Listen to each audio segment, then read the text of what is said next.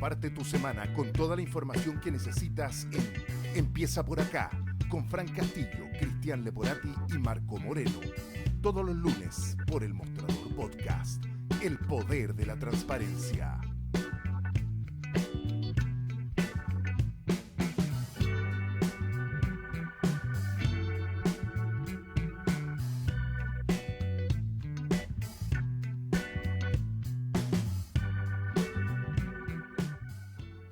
¿Cómo están? Muy buenos días, 9 de la mañana con 6 minutos. Arrancamos el programa de este lunes 25 de agosto, llegando de una semana que ha estado marcada por materias de seguridad a propósito de este nuevo atentado en la comuna de Victoria que dejó una persona fallecida y que tiene al Ministerio de Seguridad, en particular al ministro Cordero, bajo presión sobre si aplicar o no, querellarse o no por ley antiterrorista, algo que va a ser tema de todas maneras en las próximas horas, en los próximos días, debido a este atentado que hace muchísimos meses que no ocurrían en la zona. En materia política ya están los programas presidenciales sobre la mesa, el despliegue de los candidatos, las últimas encuestas que mantienen un poquito las tendencias que habíamos visto hasta ahora, temas que vamos a estar analizando en el programa de hoy. Como cada lunes ya vemos en pantalla al experto en marketing político y académico de la Universidad Diego Portales, Cristian Leporati. ¿Cómo estás? Muy buenos días. Muy bien, gracias. Nosotros aquí nos quedamos trabajando, pues, no como otras. Yo hoy día nada me perturba. Yo acabo de regresar de unas maravillosas vacaciones, enterando de lo que ha estado pasando en el país, pero sí, ustedes se quedaron trabajando y yo vuelvo renovada para seguir con la patita que queda del año. Marco Moreno, ¿cómo estás?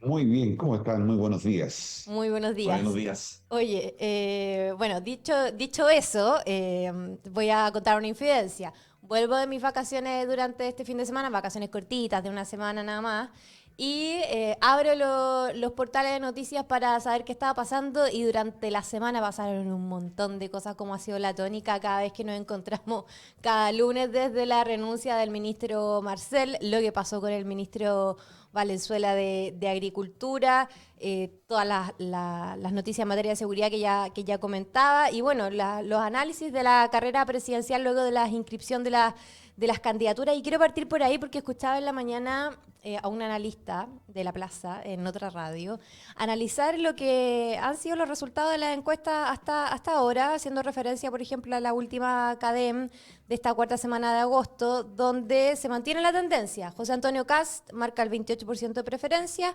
un empate técnico con la candidata del oficialismo Janet Jara, 27%, y tercer lugar Eli Matei con un 14%. Pero este analista que les comento apostaba a que esta tendencia que se ha mantenido constante en los últimos meses no iba a mantenerse así, por lo menos desde septiembre en adelante. Apostaba que en septiembre podíamos ver un cambio respecto a lo que han sido las preferencias hasta ahora, porque va a ser muy difícil para José Antonio Kast, por un lado, mantenerse en este lugar privilegiado en el que está.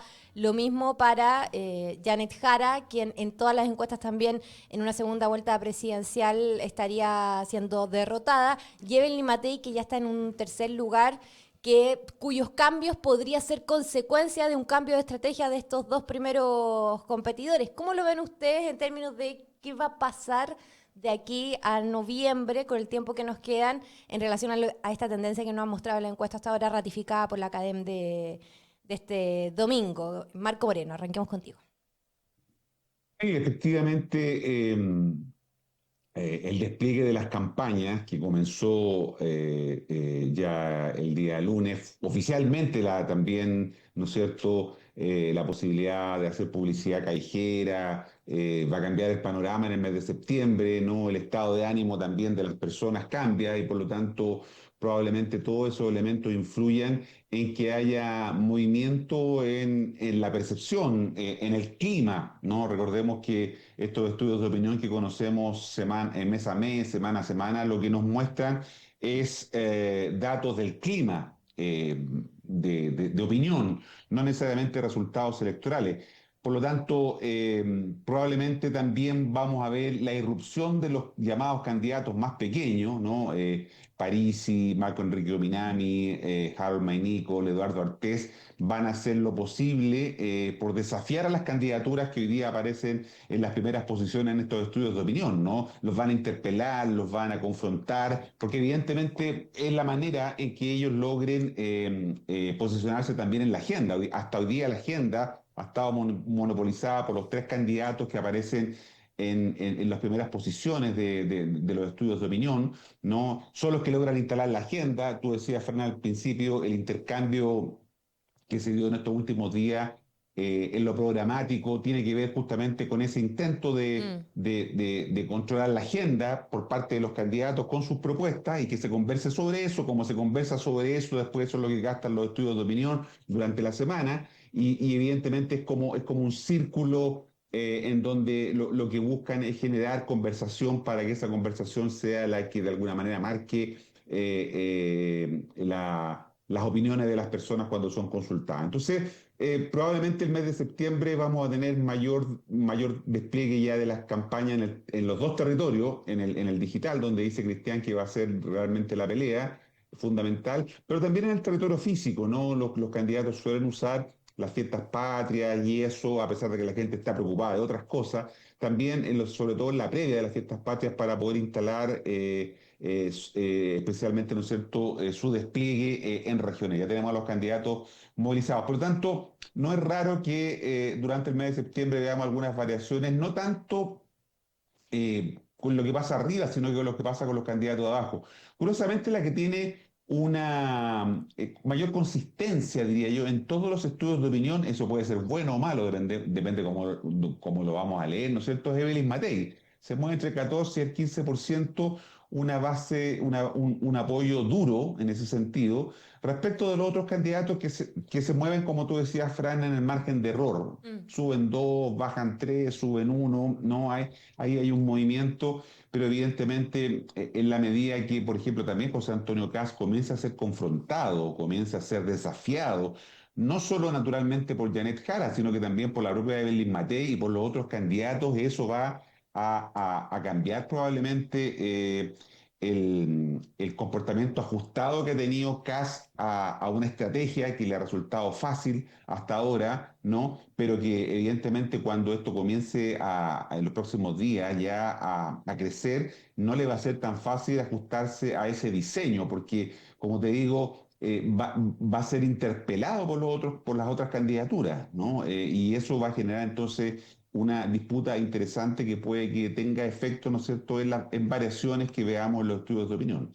Sí, la criteria de este fin de semana también bueno, manifestaba la misma tendencia, ¿no? Pero casi estaba un poquito más arriba con un 30%. Ahora, ¿qué tendría que pasar, además de lo que menciona Marco, Cristiana, a tu juicio, para ver variaciones en lo que nos dicen los termómetros de opinión durante los próximos meses, a tu juicio? Porque también analizando el tema de los programas presidenciales, hay una evidente disputa por la hegemonía en materia de seguridad. Los tres candidatos que están liderando tienen énfasis en ese sentido, con una mayor o menor retórica. De hecho, escuchaba al ministro Cordero hoy día en la mañana decir, le preguntaban por esto y decía, oye, yo creo que los programas presentados hasta ahora son más bien programas de continuidad de lo que ha hecho el gobierno del presidente Boric en materia de seguridad, y lo que cambia es la retórica electoral, más o menos énfasis de acuerdo a algunos temas, más o menos miedo en relación a cómo se plantean las cosas, pero hay una disputa ahí por este tema en particular muy cómoda para José Antonio Kast. ¿Qué podría variar, a tu juicio, en los próximos meses? Partiendo del supuesto que los candidatos son productos y que el marketing político es como el marketing de producto, lo que es un supuesto errado, pero partamos de ese supuesto. Cuando tú estás en una situación en que hay un paisaje súper definido, en la cual hay una permanencia, como un empate técnico entre el primero y el segundo lugar, entre Kast y Jara, y un tercer player o jugador que está en una posición estancada, que no sube ni baja. En esa situación, una empresa y tiene que hacer algo. No se puede quedar de brazos caídos porque simplemente, a diferencia de las empresas, aquí solamente gana uno y el resto sale de la góndola. No, no es que vaya a vender menos en góndola, no va a vender nada, va a vender cero. El candidato presidencial es uno. El que gana, que es presidente, es uno, no son dos o tres candidatos. Por lo tanto, siguiendo ese razonamiento algo torpe, se supone que hay que hacer algo. ¿Ya? Y el hacer algo, básicamente cada vez que hay un portonazo, cada vez que hay un asesinato, como ayer en el sur, Sí, a en este Victoria. empleado sí, de la CMPC, cada vez que hay una muerte por violencia, son puntos a favor para Kast, sin hacer nada, nada. Porque él se apropió simplemente del concepto de autoridad, de ser el experto y el ser creíble en el tema de la violencia, cómo controlarla. El orden es un concepto que es comunicacionalmente propio de solamente de Kast, no es ni de Matei ni de Jara, ¿ya? Por lo tanto, la pregunta que hay que hacerse es qué se hace como conglomerado político, como equipo de campaña electoral, para poder romper esta inercia que es letal. Según tu analista misterioso, dice que claro, que van a pasar muchas cosas después de septiembre. Bueno, obvio, si van a quedar como 2 meses y 2 meses y pico para cierre de campaña, tienen que pasar cosas, o sea, si no pasa nada, significa que esto va a seguir así igual hasta el final. Primero Kast, segundo Jara, tercera Matei. Y eso me imagino que nadie lo quiere. No lo quiere particularmente Jara y Matei. Entonces, bueno, ahí está el tema, cómo hacer esto. Indudablemente que vamos viendo lo que dijo ayer, creo que Lautaro Carmona, respecto del exministro de Hacienda, Marcel, que fue un pésimo ministro porque tenía manito de guagua. Sí, Bueno, vamos a hablar de eso. eso no ayuda, no te ayuda en nada. O sea, el PC lo que está haciendo quiere seguir siendo una boutique política, pequeñita, con cierto peso, pero no quiere dar el salto a pasar a ser una gran tienda comercial. No quiere cambiar su identidad, no quiere arriesgarse a ser mucho más grande de lo que es, y le es muy cómodo, un poco yo creo que también a Daniel Jadwe le pasa lo mismo, igual que a la autora Carmona, le es muy cómodo este espacio más bien de oposición permanente, o de aliado político entre un conglomerado donde ellos siempre son menores. Le es muy cómoda esa tendencia conductista ya a esta altura de ese partido político en la historia, de ser un segundo y no pasar a ser el primero, a asumir el liderazgo de una presidencia de la República o una postulación a la presidencia de la República exitosa. En eso lo veo también muy difícil para Jara, porque no solamente de luchar contra una percepción ciudadana, que es el PC, es como una carga negativa, pero además debe romper ese esquema y cómo hacerlo. Cómo hacerlo cuando su partido político no quiere hacer ningún cambio, es más, la tiran para abajo regularmente. Entonces, ahí hay un problema súper complejo. Ahora también, no es fácil para Kast, obviamente no es fácil porque finalmente él tiene que mantenerse en el primer lugar. Y todos sabemos lo que hemos trabajado en el mundo comercial, que una campaña más de un mes ya es como mucho. Entramos en rendimientos decrecientes y todo lo que se está gastando ya no genera cambios conductuales en los consumidores. Un mes ya es Bueno, como pasó con Matei. bastante. Imagínate, bueno, que Matei lleva más de un año, entonces una promoción te dura 5 días, 6 días, no más que es una promo. Y esas lógicas que son importantes, uno lo que lo está escuchando puede decir, pucha, Leporati habla cosas muy burdas porque son muy comerciales, muy el mundo de los productos, pero hay que decirlo, nuestros ciudadanos también son consumidores y están habituados a las conductas que de alguna forma la sociedad neoliberal postcapitalista le fue inculcando en el tiempo, y nosotros operamos con esa lógica, y esa misma lógica la aplicamos en la política, para creer los planteamientos que nos hacen los candidatos, creer en sus planes de gobierno, en sus ofertas, en su identidad, en su personalidad. Y en ese sentido tiene mucha lógica de lo que yo digo, porque la lógica del mundo del mercado también se aplica al mercado de la política. Es duro decirlo, porque la política es algo totalmente distinto en términos éticos y morales, pero bueno, la gente no hace mucho la diferencia, y en eso el desafío es gigante, yo diría particularmente para Jara. Mm. Kast lo que tiene que hacer es mantenerse como el propietario de el orden, la seguridad, que es lo que la gente busca, y no salir nunca de eso. Y ese es todo su desafío, y rodearse de voceros, de gente que le fortalezca ese concepto. Pero dime tú cómo Jara puede romper la inercia con la que carga y la de un propio partido que no quiere ser grande, o sea, eh, no quiere ser, o sea, al parecer no quiere la presidencia de la República el Partido Comunista, le es grande, le es incómoda, le es más cómoda la posición contestataria, que ha sido la que habitualmente ha tenido toda su historia de vida en Chile y en gran parte del mundo, a salvo en la Unión Soviética, en ese razonamiento más de la cortina de hierro, que ya murió hace ya décadas. Entonces, es muy difícil cambiar tu conducta.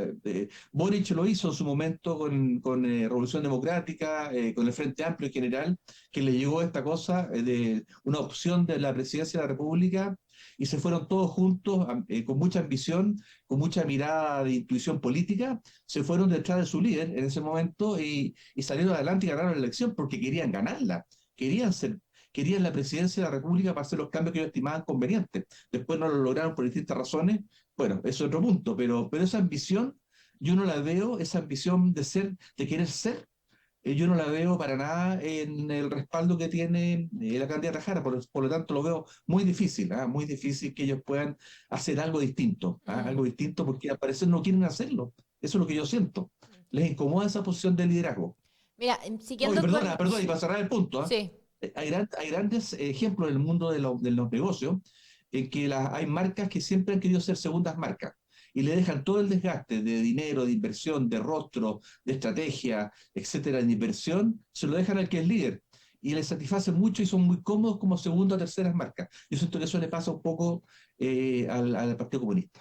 Siguiendo la línea respecto a cómo Jara se ha desplegado en este escenario, estaba leyendo aquí yo detalles de las propuestas económicas y esta disputa por la hegemonía del tema, mientras José Antonio Kast habla de temas como un gobierno de emergencia y lo plantea en esos términos, como un estado de excepción permanente. No, no lo dice el programa, lo estoy interpretando yo, lo interpretaba el ministro Cordero también hoy día en la lógica electoral respecto a lo que significaría un gobierno de emergencia para enfrentar la criminalidad en Chile. Mientras Kast lo plantea en esos términos, Janet Jara habla de seguridad sin miedo, con un concepto más bien abstracto y repitiendo un poco lo que ha sido el discurso en materia de seguridad en los últimos meses, incluso en primaria, con el levantamiento del secreto bancario, el tema de la Agencia Nacional de Control de Armas, y ahí yo me podría quedar más o menos en lo que queda en la retina, ¿no? Respecto a los énfasis en seguridad de la candidata del oficialismo. ¿Cómo analiza ese punto en particular, Marco? A propósito de lo que decía Cristian, ¿no? Esta falta de ambición por crecer de cara a noviembre. Claro, o sea, Cristian planteaba, creo yo, esta idea de que es mucho más fácil administrar el malestar, administrar el desencanto, que administrar el poder, y probablemente esa complicación está observándose en esta dificultad en relación a lo programático, ¿no? Y este cruce de declaraciones entre comandos presidenciales en torno a las propuestas refleja, podríamos decir, una creciente ansiedad por instalar agenda, ¿no? Yo lo decía al principio, hasta ahora toda la discusión ha estado dominada por las cuestiones, por los gestos simbólicos, ¿no es cierto?, el estilo de liderazgo, las habilidades blandas de Jara, confrontada, ¿no es cierto?, el estilo más duro y autoritario, ¿no es cierto?, de José Antonio Kast, y también a la manera como ha reaccionado Evelyn Matei. Pero toda la evidencia comparada, todo lo que conocemos, ¿no es cierto?, muestra que en contextos de alta polarización, como lo que estamos comenzando a tener, de polarización afectiva, quiero decir, no solamente que el país esté dividido en dos, sino que también en relación a lo que, a cómo se relaciona uno de punto afectivo con los candidatos, y también teniendo en cuenta el tema del voto obligatorio, ¿no? La verdad que el peso de las propuestas programáticas sobre la intención de voto tiende a ser marginal, diría yo, ¿no? O sea, creo un poco más de lo que planteaba Cristian. Nosotros hemos dicho acá que las elecciones, no solo nosotros, sino que mucha gente, ¿no? Las elecciones son cada vez más plebiscitos emocionales, en donde efectivamente, ¿no es cierto?, estos elementos emocionales suelen tener mayor peso que los elementos racionales. Es cierto que más cerca del momento de la elección, por ahí por fines de octubre probablemente, la gente sí va a poner atención a algunos elementos destacados que tenga la oferta de relato, narrativa, de propuestas para poder o confirmar su decisión, ¿no es cierto? O como los electores son tan volátiles hoy día, cambiar, ¿no es cierto? En función a lo que pueda ser más interesante para sus propios intereses, ¿no? En esta lógica de ciudadano más bien individualista, que piensan en su propio bienestar, ¿no es cierto? En lo que se llama la teoría de la elección racional, ¿no? Pensando en su propia situación más que, ¿no es cierto?, necesariamente en el colectivo, ¿no? Por lo tanto, lo que realmente está en juego, diría yo, es quién logra traducir su oferta en una narrativa emocional potente, ¿no? Y en eso me imagino que estarán hoy día muy abocados los comandos, ¿no? Y tú lo decías muy bien con este ejemplo del tema de la seguridad, cómo se instala la discusión sobre seguridad, y lo ponías muy bien en esta síntesis que hacías de cómo lo aborda Jara y cómo lo aborda Kass, ¿no? Desde el punto de vista simbólico, comunicacional, del relato, la narrativa. Esa es la disputa creo yo que hay hoy día, ¿no? Como digo, a nosotros nos gustaría que las elecciones fueran racionales, ¿no? Que la gente tomara su decisión en función de lo que de lo que plantean los programas, pero en el Chile actual, diríamos, las campañas se ganan más por la atmósfera emocional que por la arquitectura programática, ¿no? Y eso es evidente. La elección de Boric lo planteó con mucha claridad en la más reciente que tenemos, por lo tanto, es un factor que hay que tener sobre la mesa, ¿no? Siendo importante lo programático, tenemos que entender que podríamos decir que la batalla por el voto pasa primero por el plano simbólico y afectivo, ¿no?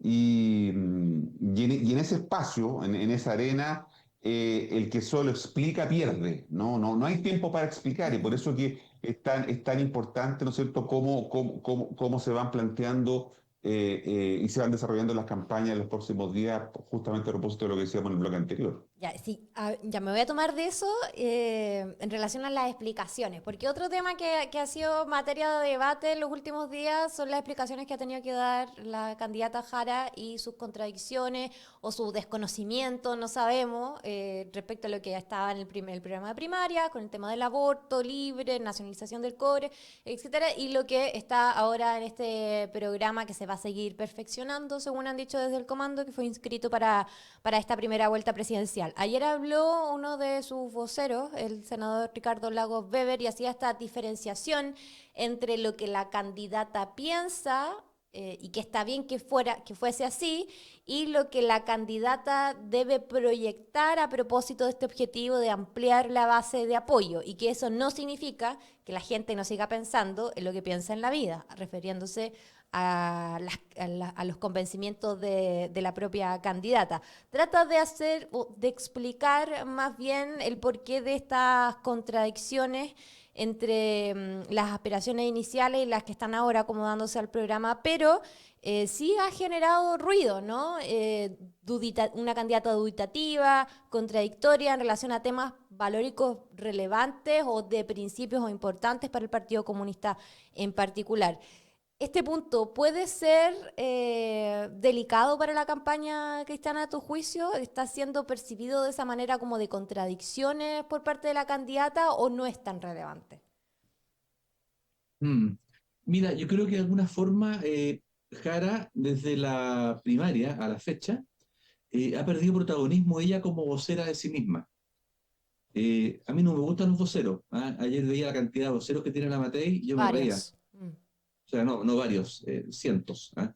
Eso es una locura. O sea, siguiendo la línea de pensamiento de Marco, la candidatura política de un presidente o un parlamentario es una candidatura más bien emocional, y por lo tanto, en lo simbólico y en lo práctico, en lo real, el lenguaje,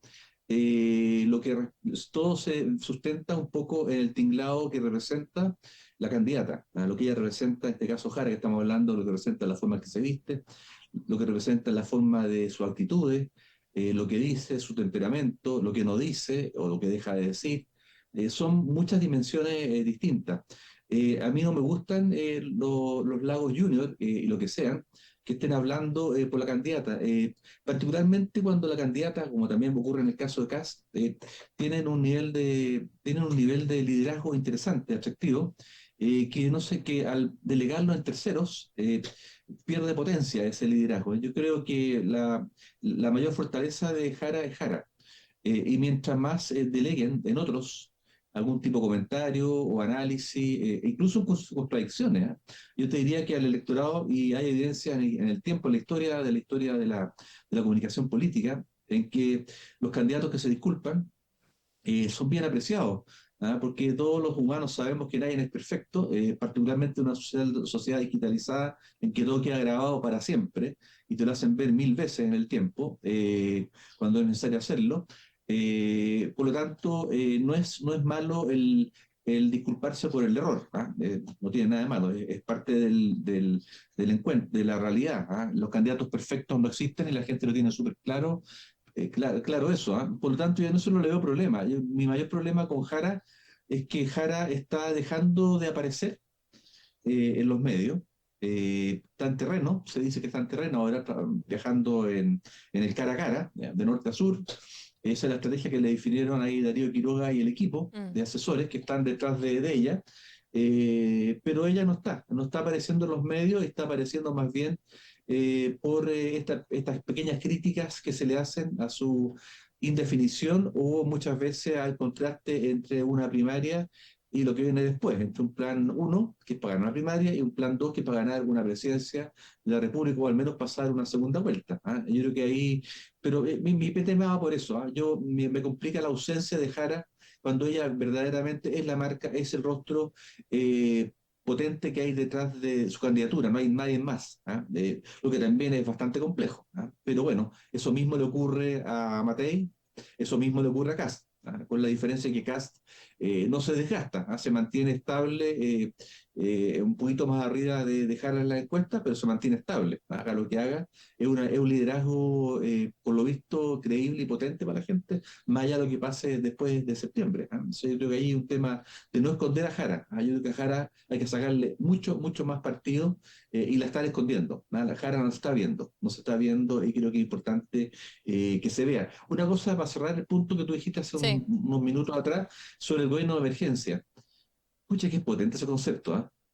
O sea, eso vale más que 10.000 comisiones como las que plantea Jara. ¿Ah? Comisión técnica, no. Eso a la gente no le entra a la cabeza. Ya te acostumbras a ese concepto, lo han usado todos los presidentes. ¿Ah? Comisión para acá, comisión para allá, después no pasa nada. Esa es la percepción ciudadana. En cambio, un gobierno de emergencia, es que eso te habla un poco de la importancia de las palabras y de los conceptos en las campañas electorales. Un gobierno de emergencia cae, pero de perogrullo, cae perfectamente bien en la lógica ciudadana de hoy, porque ven la noticia, ven los diarios digitales, ven los medios tradicionales y ven puras emergencias, ven un atropello en Casablanca, o sea, en Curacaví, un guardia asesinado de la CPPC en el sur, siempre están habiendo cosas, ¿ah? Y cada vez que pasa algo de eso, como decía anteriormente, son puntos para casa. ¿Ah? Entonces, efectivamente, la gente percibe que hay una emergencia crítica, que es el tema de la seguridad. ¿Y cuál es la respuesta de eso de Kast? No es el cómo, porque nunca sabemos nada con Kast con cuál es el cómo. ¿Ah? Siempre te dice qué. ¿Ah? Esto es. ¿Ah? Estamos en una emergencia, va a ser un gobierno de emergencia. Después no te dice cómo lo va a hacer. ¿Ah? Bueno, esa es la jugada. Pero conceptualmente, hablar de gobierno de emergencia es brillante. Te sintetiza todo lo que está sintiendo la gente que está viendo una emergencia en términos de seguridad. Y contra eso no valen comisiones, ni mesas de estudio, ni análisis, no, eso no vale, queda afuera. En esa mente, en esa memoria corta que tiene el electorado chileno, tremendamente emocional y cortoplacista, queda mucho más grabado esas palabras que las palabras más técnicas y más profesionales en términos de planes de gobierno, de programas de gobierno. Sí, me recordaba a propósito de este tema, cómo las diferencias entre los candidatos, el cómo se maneja la crisis de seguridad. Claro, Kast plantea este concepto y el Partido Republicano en general, porque también estaba leyendo declaraciones de Arturo Esquella, si no me equivoco, plantean el concepto de gobierno de emergencia. Y por otro lado recordaba que también durante el fin de semana la candidata Jara respondió vía redes sociales a una carta de Mercurio de una niña de Bajos de Mena, si no me equivoco, donde hablaba de que la seguridad o la tranquilidad era un lujo a propósito de los balazos que sentían cerca de su casa y que su hermana chica tiritaba, etcétera, y hacía una descripción bien dramática del asunto. Jara responde, pero Jara responde hablando del levantamiento del secreto bancario, de esta... Claro, es que no, es muy lejano, ¿te fijáis? Eso la entonces gente no lo entiende. es disonante, ¿no? La forma en cómo se aborda emocionalmente entre una candidatura y otra y qué tan efectivo puede ser para la candidata del oficialismo pensando en que no es su área de, no de expertise, sino que no es el área que han sabido capitalizar muy bien desde la izquierda, desde que el tema de la seguridad está sobre la agenda. Entonces, es un tema relevante, ¿no? Por más que sea reduccionista comunicacionalmente, hablar de los eslogans que se instalan en las campañas es relevante en materia de efectividad frente a un electorado que sí se siente en un estado de crisis bajo las cosas que han estado Fran, pasando. y para cerrar el punto, lo delicado de lo que tú planteas, y que estábamos analizando anteriormente, es que eso te deja en evidencia que hay una desconexión importante en el equipo de Jara con la realidad. ¿Ah? Hay un intelectualismo excesivo probablemente en el equipo de Jara, cuando la gente tiene una mirada mucho más sencilla, más cotidiana y más lineal de las cosas. En cambio, se supone que el equipo de Cast, por su origen socioeconómico, cultural, es mucho más ajeno y más lejano a la opinión pública, a esa clase media, media baja, por darle una clasificación media burda, mucho más ajena, está bastante más sintonizada con esa gente, con ese grupo social, cultural y económico, está mucho más sintonizada que el equipo de Jara, que se supone que es un equipo que debería tener bastante más sensibilidad respecto del lenguaje y de lo que efectivamente está sintiendo la gente que es más bien víctima directa y cotidiana y permanente y frecuente, ¿ah?, de este tipo de situaciones. Eso es delicado, es súper delicado porque te evidencia esa distancia, una distancia importante en los equipos de asesores de campaña. Pero Es delicado. esta carta, Marco, a la que yo hago alusión, que es la respuesta a esta Perdóname, niña. la carta es de verdad, ¿o no? Sí, ¿Se, sí, se, sí. O sea, es de verdad? yo me ¿Se imagino que certificó?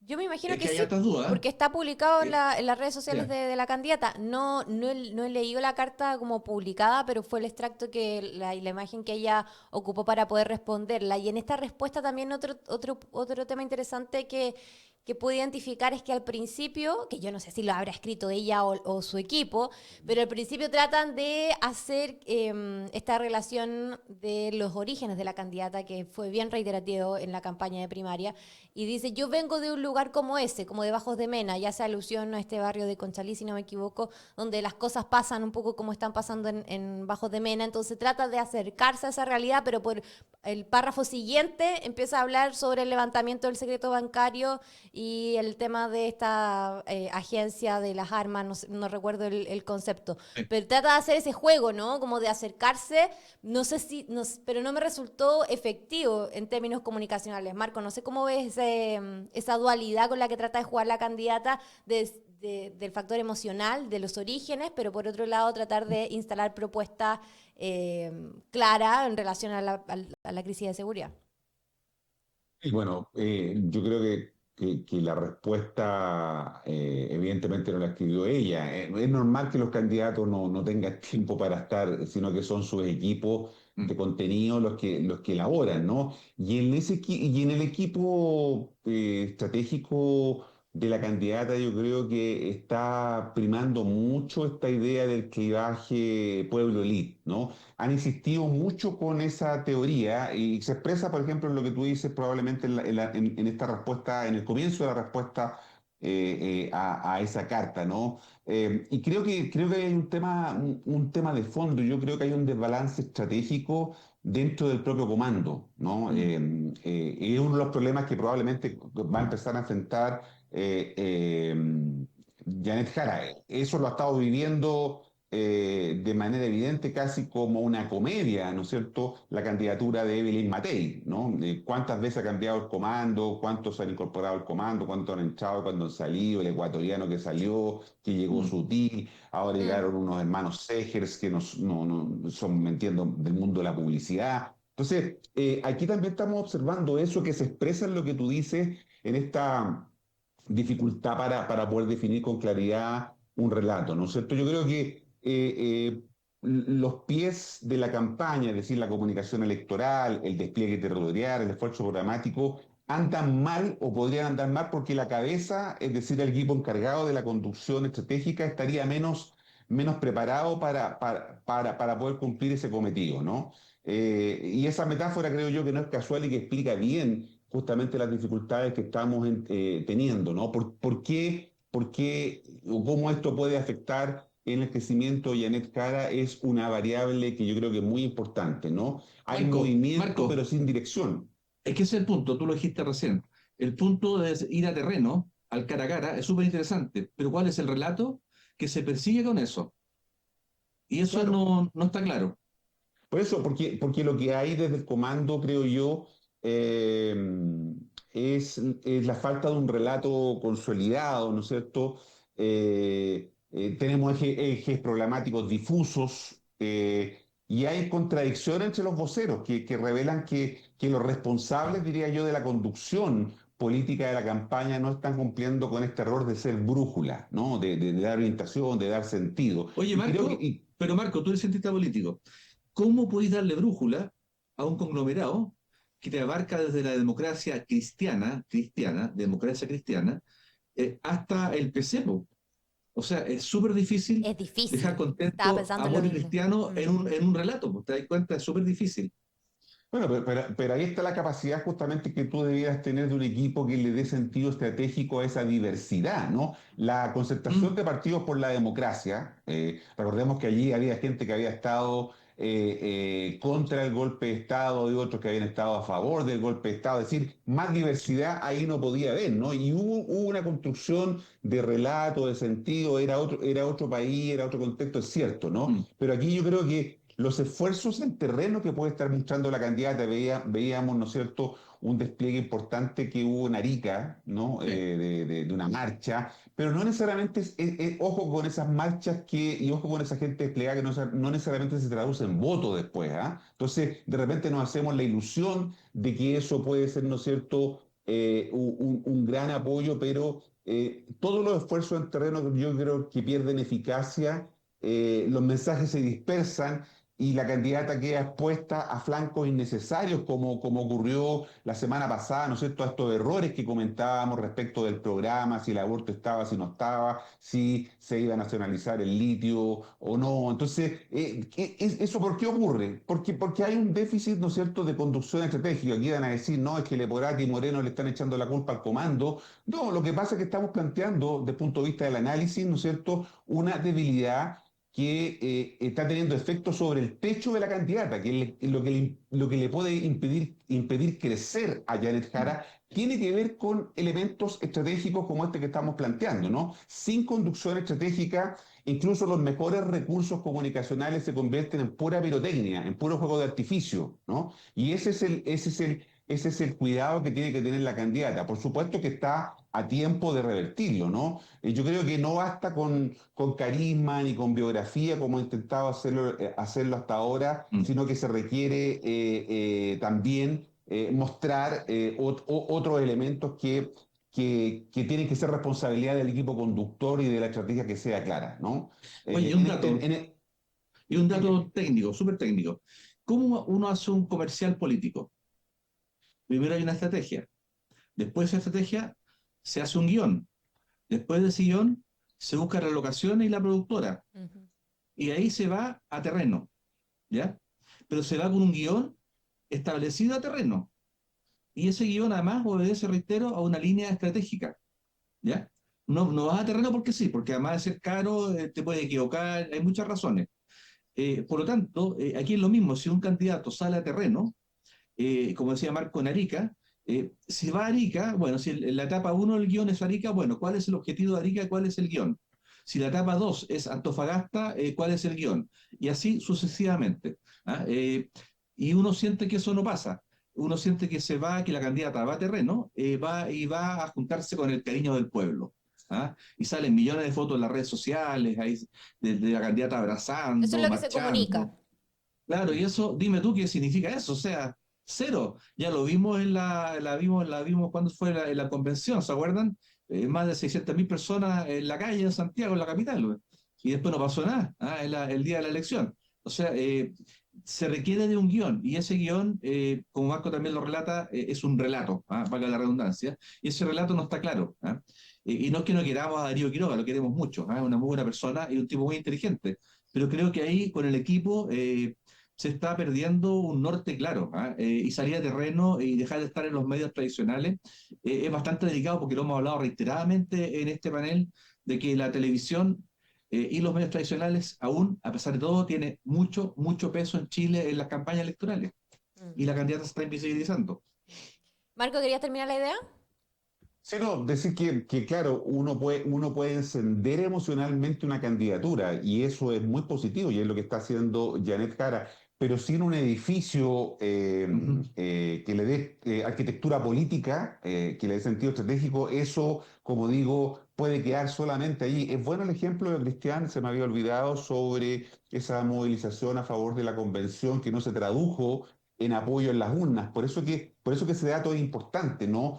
Puede haber muchas redes sociales, puede haber mucha marcha en la calle, pero no necesariamente eso se traduce en votos, ¿no? Recuerden ustedes que existen dos fenómenos estudiados por la ciencia política que pueden explicar esto. Uno que se llama el efecto del vagón de cola, ¿no? O sea, Mm. la gente que se sube, ¿no es cierto?, al tren porque no quiere ser perdedor. Y el otro que se llama la espiral del silencio, es decir, la gente no dice, no expresa Claro. necesariamente por quién va a votar, sino que toma su decisión en la soledad de la urna, y eso no lo está captando los estudios de opinión ni las encuestas, y ese puede ser un Chile mayoritario, ¿no? Un grupo muy importante de gente que probablemente tome su decisión hacia el final, como decíamos, y eso evidentemente es muy difícil darlo vuelta si es que tú no tienes un acertado diseño estratégico, ¿no? Lo que falla en Matei es eso, ¿no? No tiene que ver con la candidata. Lo que pasa con Jara no tiene que ver con lo que hay o lo que no hay, ¿no? En relación a su candidatura, y eso es un elemento interesante. Kast ha tenido éxito justamente porque hasta ahora ha tenido cierta cohesión entre el relato, ¿no es cierto?, y la estrategia. Se han ido ajustando, están coordinadas. Vamos a ver cuando sea sometido a un fuerte fuego por parte de los otros candidatos, fuego en el buen sentido de la palabra, ¿no es cierto?, del punto de vista político, ¿no? Sí.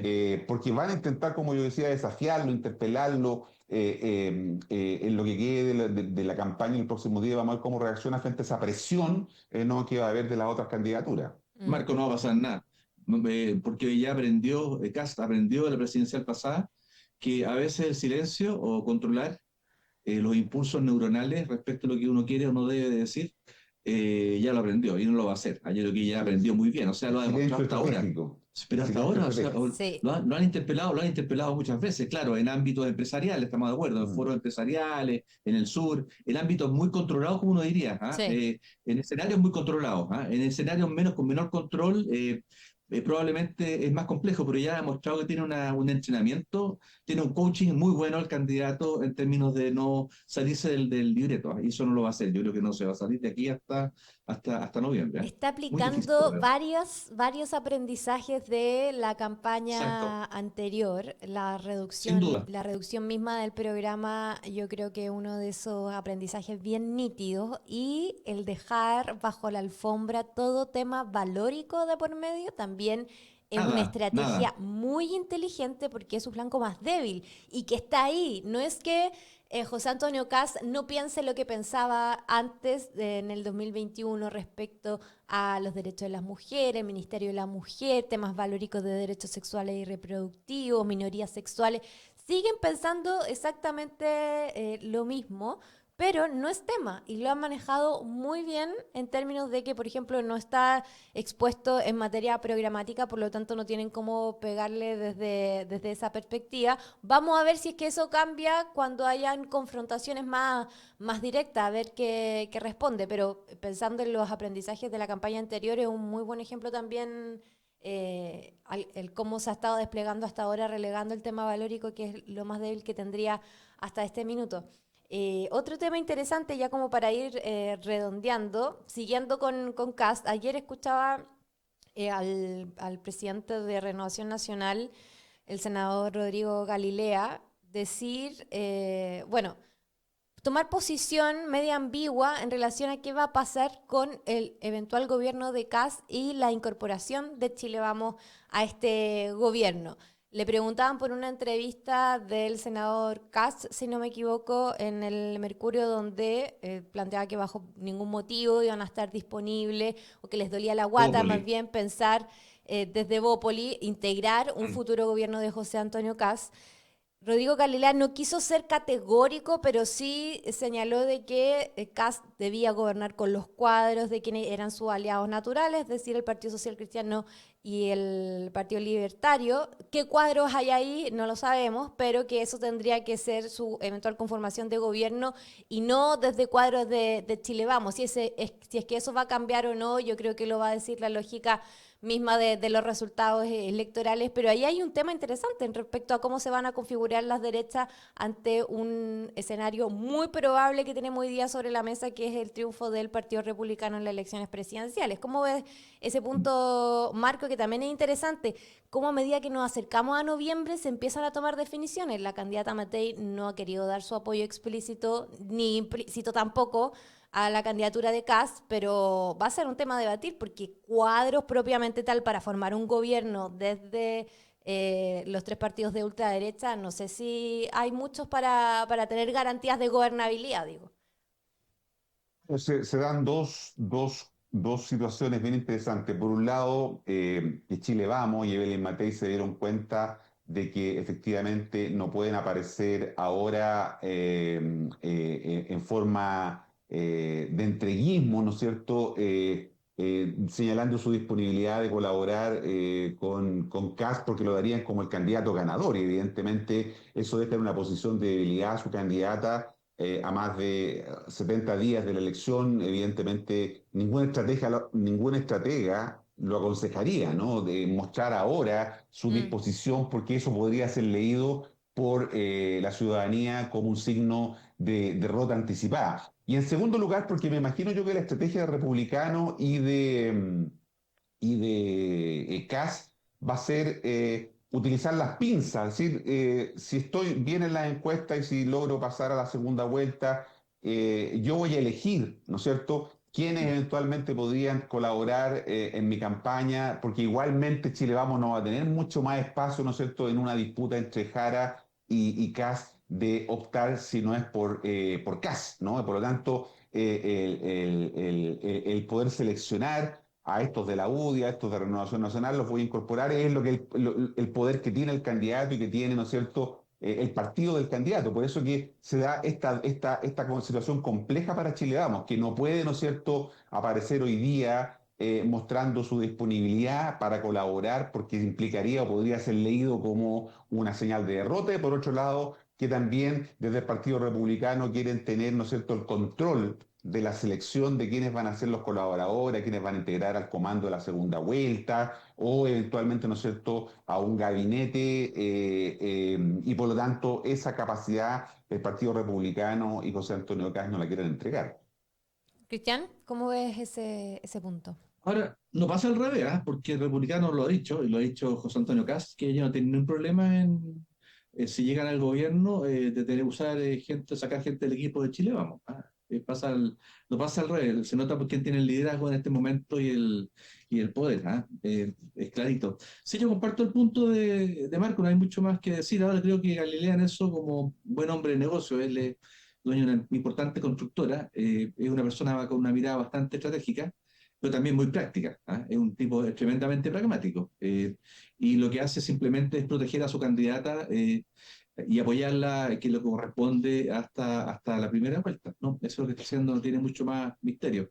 Ahora, eso generó algún tipo de disputa, por ahí algunos comentarios, ayer algunos diputados alegaron, está bien, pero bueno, la política es práctica, la política es poder, para poder ejercer un liderazgo de acuerdo a tu ideología, y llegado el momento, si es que gana en primera vuelta Kast, no te quepa la menor duda que va a estar todo Chile Vamos, como ya lo ha manifestado más de alguna vez el presidente de la UDI, que van a estar ahí. Eso va a ser así. Y Evópoli puede que se reste, pero bueno, Evópoli claramente es bastante irrelevante en términos numéricos, políticos, así que esa nueva derecha, más bien liberal, nunca existió, nunca tuvo una oportunidad de existir, y lo más probable es que ahí Marco puede ser más preciso, que se queden sin ningún parlamentario, ¿ah? O sea, va a pasar a ser básicamente un partido de nombre, de marca, pero sin efectividad en el Parlamento, porque no van a tener parlamentario. Entonces, Galilea hace lo propio, hace lo que tiene que hacer como presidente del partido más importante, o más grande de Chile. Oye, ya, dicho eso, me quedan 5 minutos, no puedo dejar de preguntarles también por otro de los temas que pasó la semana pasada, que fue, bueno, la renuncia del ministro Marcel, pero este cambio de gabinete que surgió también a propósito de esta decisión del presidente Boric de sacar de su cargo al ministro Esteban Valenzuela, en relación también con la decisión de su partido de no permitir la posibilidad de una lista única parlamentaria, que finalmente fue una decisión que determinó la Federación Regionalista Verde Social junto a Acción Humanista. Ha generado un montón de repercusiones en relación a la dinámica interna que se tiene el oficialismo, pero ¿qué les pareció en particular esta decisión del presidente? Que fue una decisión política y que implicó consecuencia ante la desobediencia de su mandato principal, que fue la unidad del sector en las parlamentarias. Marco, brevemente para conocer tu opinión.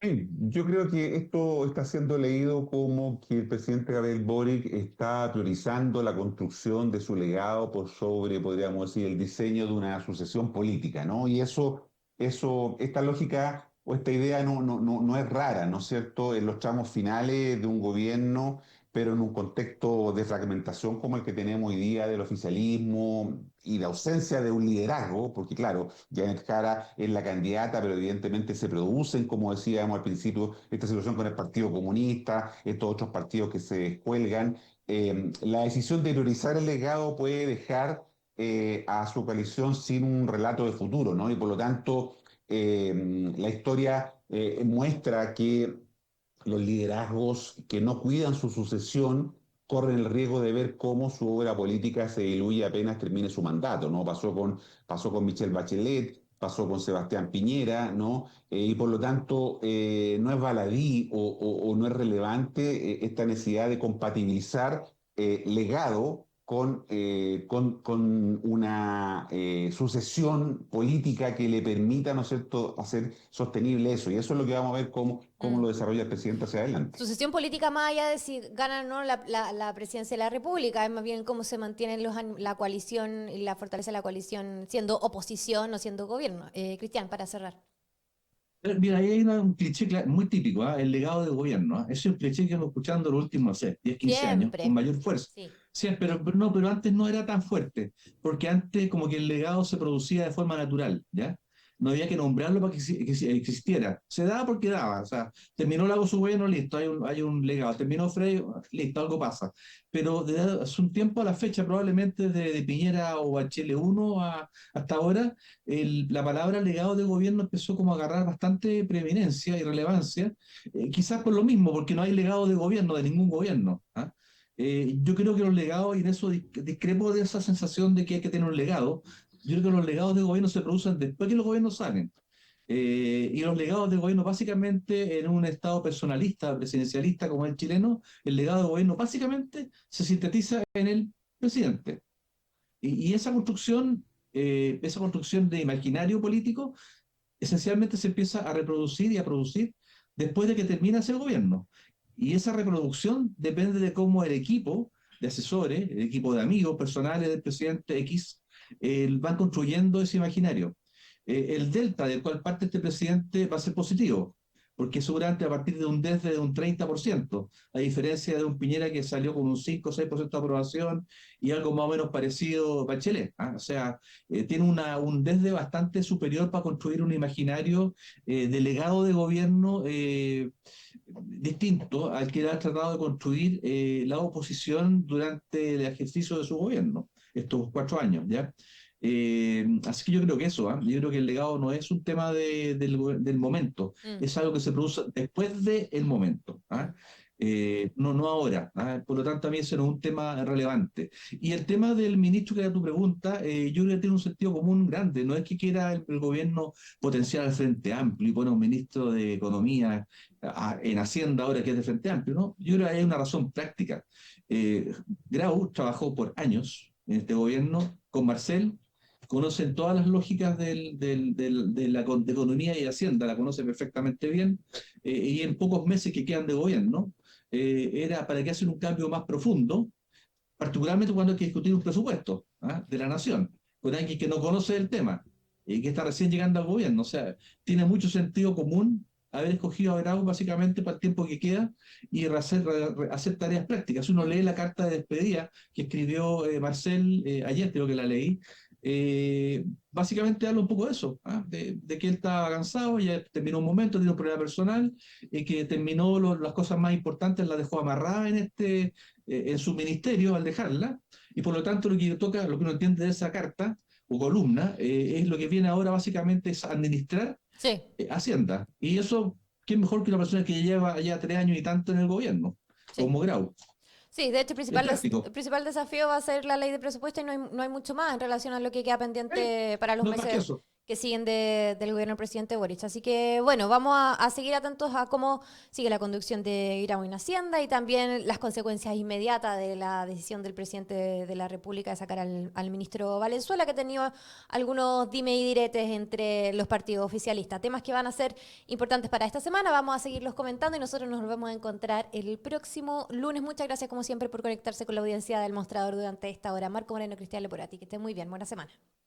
Buena semana también ustedes. Chao, que estén muy bien. Buena semana. Me despido rápidamente de quienes se conectaron a nuestras transmisiones. Los invito también, como siempre, a suscribirse a nuestro canal de YouTube, @El Mostrador Podcast, donde pueden encontrar todo el contenido multimedia del Mostrador, como este programa, Click AM, al Pam Pam, Punto por Punto, Corea del Centro y mucho más. Recuerden @El Mostrador Podcast. Nosotros nos volvemos a encontrar el próximo jueves. Síganse informando con nosotros y que tengan una buena semana. Chao, chao.